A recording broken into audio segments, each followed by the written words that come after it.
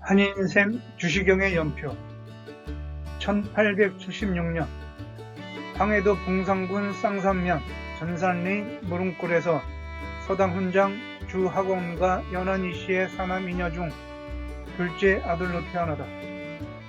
어린 시절 이름은 상호이고 관명은 시경이다. 할아버지 때에 황해도 평상군 차별교에 와 살다가 아버지 때에 봉상군 무릉골로 옮겼다. 조선 중기 최초의 서원인 백운동 서원을 세운 정승 주세붕의 13대 손이다. 1887년 12세 서울 남대문 시장에서 해룡물산 객주업을 하는 둘째 백부 주항만의 양자로 입양되다. 1890년 15세 서울 남대문 소박다리에 사는 진사 이회종의 글방에서 한학을 배우기 시작하다. 1892년 17세 진사 이회종의 서당에서 한학을 배우던 중 선생이 한문을 한문 음대로 한번 읽어주면 아이들은 하나도 알아듣지를 못해 그대로 앉아있다가 선생이 우리말로 새겨주어야 비로소 알아들었다. 우리말로 하면 바로 알아들을 수 있는 것을 왜 하필 알아듣지도 못하는 어려운 한문음을 먼저 읽고 되풀이하는가 의문을 품고 한문 공부 그 자체의 회의를 느껴 국어 국문 연구에 뜻을 세우다. 1894년 19세 배제학당의 특별과인 만국지식과에 입학하다. 수학, 영어, 지리, 역사 등 신문학을 공부하면서 배운 것을 응용하고 새롭게 달아 국어 국문 연구와 국어 문법 듣기를 시작하다. 1895년 20세 7월 가보개혁 내각의 탁지부 관비생으로 선발되어 제물포에 있는 이훈학교 속성과에 입학하여 항해술을 배우다. 1896년 21세 4월 서재필이 독립신문을 창간하자 회계사무겸 교보원으로 임명되다. 5월 배제학당 내 활판소와 독립신문사 및 협성회의 동지들을 모아 국문 동식회를 조직하였다. 이 모임의 목적은 국문 맞춤법을 연구하고 국문 전용을 권장하며 국어사전을 편찬하고 국어 문법을 연구하는 일이었다. 11월 배제학당의 학생회인 협성회의 찬수론 및 사쪽으로 비선되어 협성회보를 편집하게 되다. 1897년 22세 12월 독립협회 임원으로 선출되어 활동하다. 1898년 23세 2월 배제학당 만국비지 특별과를 졸업하고 독립신문사의 총무직 사임하다.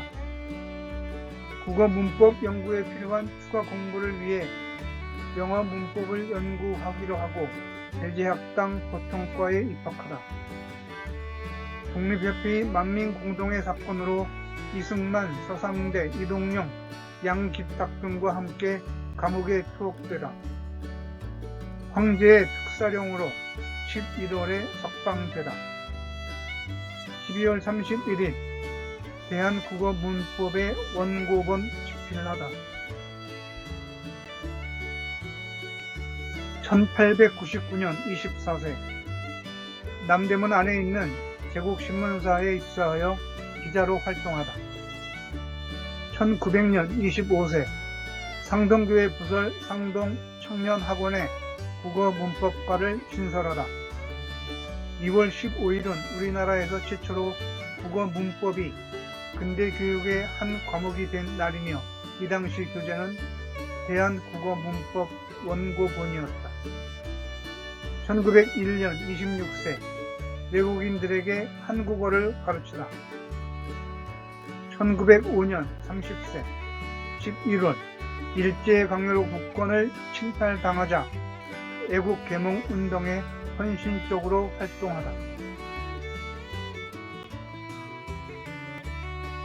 1906년 31세 수진동 승화학교 청량과를 졸업하다.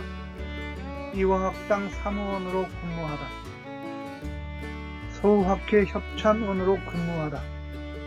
대한국어문법 목각 인쇄본을 출간하다. 창동에 있는 학교 정리사에 입학하여 수학과 물리학을 배우다. 1907년 32세 조선어 강습원을 남대문 상동의 공옥학교에 부설하여 국어교육과 함께 조국과 결의의 말과 글에 대한 사랑을 가르치다. 지석영이 만든 국어연구회의 회원으로 4개월간 활동하다. 7월 학부 내의 국문연구위원으로 임명되어 연구보고서인 국문연구안을 제출하다. 1908년 33세 음성론과 소리갈 등의 국어문법에 관한 연구서인 국어문전음악을 출간하다. 8월 동원사와 상동 기독교 청년회관의 학위 국어 강습소를 설립하여 국어 국문을 교육하다. 강의는 과목을 음악, 다문학, 격분학, 도예학, 변체학, 실용 연습의 6과로 나눈 전문적인 강의였다.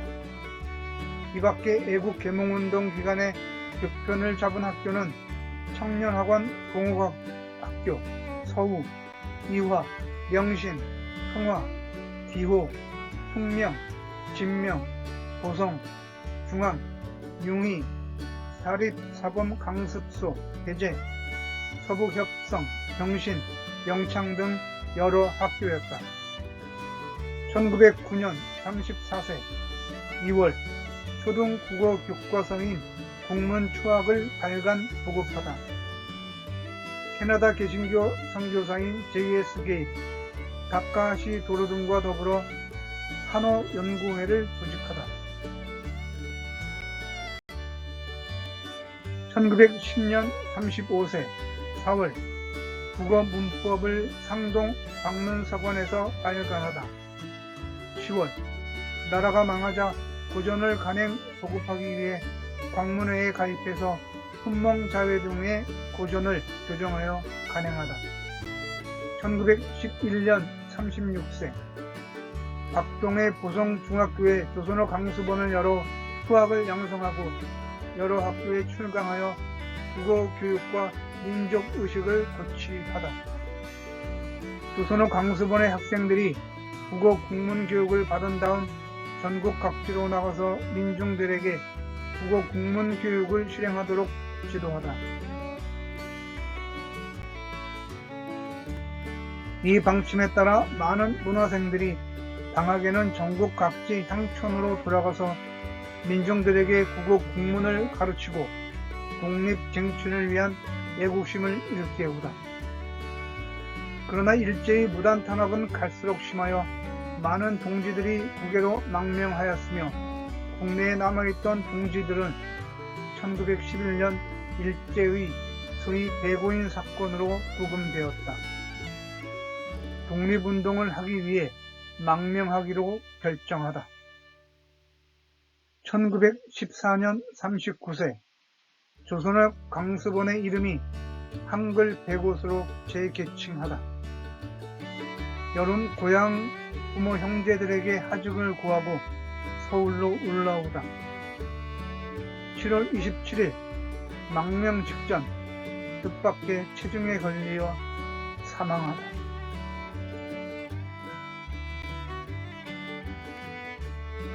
주시경의 주요 활동. 한인샘은 독립운동가이자 국어학자이며 민족주의자였다. 한글을 창제한 사람은 세종대왕이지만 그 당시에는 한글이라 하지 않고 훈민정음 또는 언문, 암글이라 하였고 한인샘이 한글이란 이름을 지었다.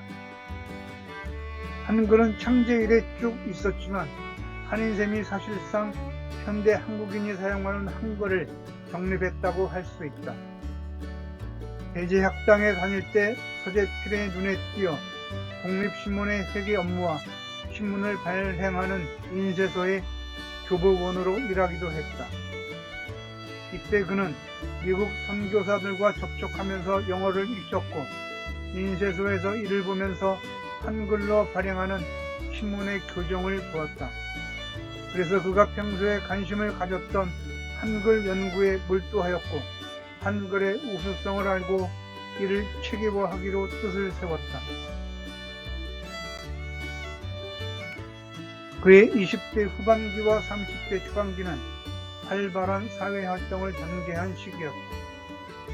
1896년에는 우리나라의 최초의 학생 조직인 협성회가 발족되었는데 그는 여기에 배제학당의 동료들과 함께 참여했고 이어 독립협회 중심의 만민공동회 운동이 일어나자 여기에도 적극 참여했다. 그들은 강연과 집회를 통해 부패한 정부 대신의 축출, 자주 독립사상의 고취, 입헌 군주제 주장 등의 운동을 줄기차게 벌였다. 주시경은 조직의 일을 보면서 각 학교와 강습소의 강사로 추진되었고 외국인에게 한국어를 가르치는 교사로도 활동했다. 1897년 한 해 동안 잡은 토론 문제를 보면 아내와 자매, 딸들을 교육함에 대하여, 학생들이 매일 운동함에 대하여, 길을 닦음에 대하여, 예수교를 국교로 함에 대하여, 종을 속량함에 대하여, 우리나라의 철도를 놓음에 대하여, 20세 전에 혼인하지 않음에 대하여, 산소를 쓸 때 미신에 미혹하지 않음에 대하여, 모든 글씨를 왼쪽에서 가로 씀에 대하여, 구령을 우리말로 씀에 대하여 등 한두 문제를 제외하고는 근대화 의식을 고취시키는 주제였다. 이러한 그에게 감시의 눈이 따라붙어 그는 몸을 피해 봉산에 있는 자영의 집에 석 달 동안 도피하기도 했다. 서울의 동지들이 국면이 조금 안정되었다는 소식을 전해주어 다시 서울로 와서 활동을 벌였다. 여기저기 분주하게 다니면서 때로는 한글 강연, 때로는 독립심 고치로 쉴 틈이 없었다. 이때 그는 한글 연구에 골몰한 나머지 길을 가다가도 곧잘 전봇대나 사람들과 부딪혔음에도 아랑곳하지 않았다 한다. 1905년 7월 그는 국어 연구와 사전 편찬을 서둘러야 한다고 정부에 건의했다. 당시 지석영이 신정국문 6개조를 실시할 것을 청원하여 고종의 재가를 받아 실시게 되었는데 세종시기에 정은청과 같은 기관을 두어 국문에 대해 좀 더 실질적 연구가 이루어지도록 하자는 의도였다. 그 결과 학부 안에 국문연구소가 정식 발족되어 그는 한글 운동의 뜻을 같이 하는 오윤정, 이능화, 지석영 등과 함께 위원으로 활동했다. 위원들은 각기 연구 보고서를 내게 배웠는데 주시경은 이때 국어 문전 음악, 국어 문법, 말의 소리 등의 연구 결과를 내놓았다. 이들 책에 수록된 소리의 분석, 낱말의 분류는 한글의 문법 및 분석의 과학적 토대가 되고 있다. 한편 그는 박동에 있던 고성학교 안에 일요 강습소를 만들어 많은 국어학자와 국어교육자를 길러냈다. 그러면서 그는 각 학교를 돌아다니며 강의했다. 당시 그는 등서판에 박은 교재를 보따리에 싸서 들고 다닌 탓으로 주보따리로 불리기도 했다. 또 그 자신은 물론 동생과 친구를 시켜 고향 등지에 학교를 설립하는 운동도 벌였다. 또 구국운동도 활기차게 벌였다. 중국의 양계초가 베트남 만국의 역사를 써서 중국 사람들을 일깨운 안남 만국사를 순한글로 번역해 방문사관에서 발행해 널리 보급했다. 그리고 1906년 쉴견이 대마도에서 순국하자 이상제, 이갑 등과 일제히 눈을 피해 그 추도식을 비밀리에 탑골 승방에서 가졌다. 이 자리에서 70여 명이 모여 구국운동을 펼칠 것을 다짐했다. 그가 추도식에 참여하고 돌아올 때 전덕기 목사와 동행했는데 그는 전덕기 목사에게 오랜 고민을 털어놓으면서 기독교적 정신을 거부하고 나철이 주장한 단군교로 개종했다. 그리고 단군교도가 되어 여러 인사들과 힘을 합해 단군교 확장에 나섰다. 또 주시경은 서북학교와 팀원학속의 설립에도 한 역할을 했다. 민영주는 평안감사 노릇을 하면서 온갖 부정을 저질러 축제를 했다. 이갑의 아버지는 평안도 일대에서 많은 재산을 가지고 있었는데 민영준에게 불법으로 빼앗겼다. 이갑은 일본의 사관학교를 나와 서울에 와서 무관학교에서 교관 노릇을 했다. 이후 이갑이 권총을 들고 민영준을 찾아가 자기 아버지의 빚을 갚으라고 위협했다. 주시경, 육일준 등 이갑의 동지들은 민영준을 찾아가 그 빚을 개인에게 갚지 말고 학교를 세워 갚으라고 설득했다. 민영준은 이에 동의하지 않을 수 없었다. 그리하여 먼저 서북학교 설립에 나섰고 곧 이름부터가 서북지방의 인사들에 대한 배려였다. 서북학교는 오성학교, 협동학교로 발전했고 뒤에 정치대학을 거쳐 건국대학교로 변천했다. 또 종로구 개동에 휘문의 숲을 세워 오늘날의 휘문고등학교로 발전했으나 건국대학교와는 달리 민씨들이 재단에 관여했다. 그 뒤에도 정주의 오산학교와 평양의 대성학교, 김구가 재령에 설립한 서숙 등에 왕래하면서 민족운동, 한글 보급, 학교 설립의 주선동으로 나날을 보냈다. 이 무렵 지석영의 애매한 태도가 극히 대조가 되는 활동을 했던 것이다. 그러면서도 집안에 있을 때에는 말모의 작업을 잠시도 쉬지 않았다. 주시경과 김두봉, 권덕교 등 세 사람은 머리를 맞대고 사전 편찬 준비를 계속했다. 그의 이런 활동은 1910년 나라가 완전히 망하자 좌절할 수밖에 없었다. 더욱이 일제는 한글 말살 정책을 단계적으로 펴나가고 있었다. 1914년 몇 년을 버티던 그는 해외로 망명하기로 작정했다. 그리하여 고향으로 내려가 부모 형제에게 작별을 구하고 이어 친구들에게도 떠날 결심을 밝힌 뒤 서울 내수동 집으로 갔다. 그런데 갑자기 체중에 걸려 급사하고 말았다. 그의 나이 39이었다.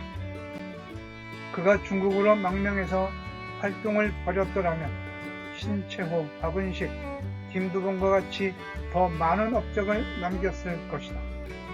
그가 죽은 뒤 그의 내수동 집은 가족의 생계를 위해 팔렸고 그의 장서들은 최남선의 손으로 넘어갔다. 오늘날 그의 흔적은 여권 남긴 한글 관련 책에서나 찾아볼 수 있다. 하지만 그의 말모의 작업은 조선어 학계로 넘어가 해방 뒤 한글 학계의 큰 사전 편찬의 기본 자료가 되었으며 그의 한글 문법과 맞춤법은 오늘날 우리의 문자 생활의 기초를 다져주었다. 그의 음학, 자문학, 격분학, 도예학, 변체학 등 창의적 한글 이론을 제시했고 그의 제자로는 김두봉, 최현배, 김윤경, 권덕주, 장지영, 이윤재, 이병기, 김두종 등 우리나라 한글 연구의 주를 이룬 학자들이 있었다. 오늘날 그를 어문 민족주의자로 부르는데 이는 한글 보급을 중심에 두었기 때문일 것이다. 하지만 그렇다고 그의 신계몽주의적, 신민족주의적 사상과 운동을 소홀히 다루는 것은 아닐 것이다. 1980년 건국훈장 대통령장에 추서되었다.